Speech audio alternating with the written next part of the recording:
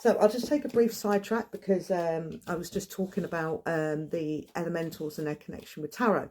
So it gives you, this will give you another layer to your tarot readings and perhaps some direction as to what the card is relating to, what aspect of someone's life it's relating to.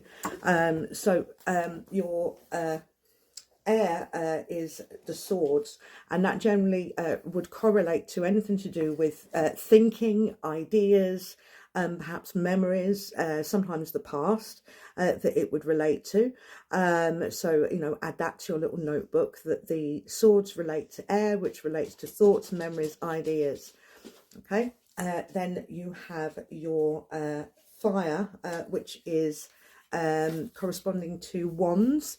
So this would represent anything of high passion, so anger, perhaps passionate love, yeah, so the love aspect, certainly, so something you're passionate about, and it would also represent a need for action, because of course wands create, and you can't create something passively, you have to create it actively. So where water is air is more passive, so it's the idea, then fire is or wands is acting on that idea. Okay, and then you have water, which is your chalices or cups in most tarot decks, and that directly correlates with emotions. So it may be an emotional problem or an emotional aspect, but also it could correlate to a lack of flow, depending on what else you pick up from the card.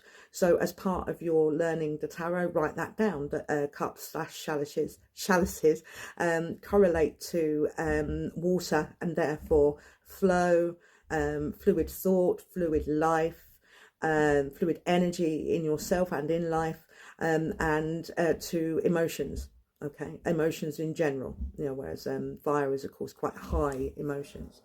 And then you have earth or pentagrams, coins, discs, and they relate to more earthly matters, so things like career, money, I would think, you know, family, friendships, things that are very grounding to us, that without them we're ungrounded. You know, with poor finances, of course, we're struggling, so we're ungrounded.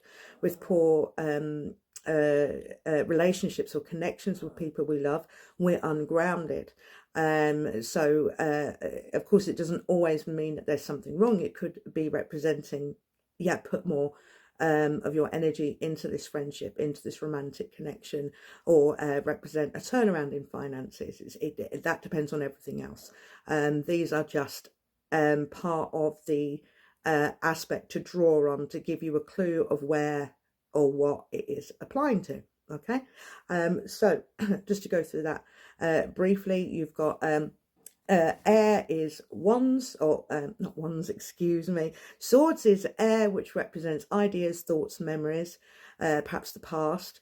Then your wands is fire, passion, love, romantic aspects, and action, the need for action on something.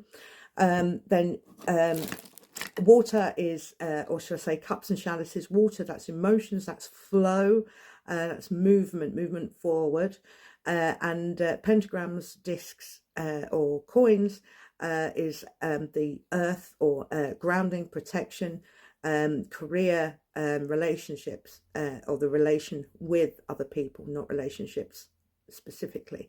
So I hope that helps with your tarot learning.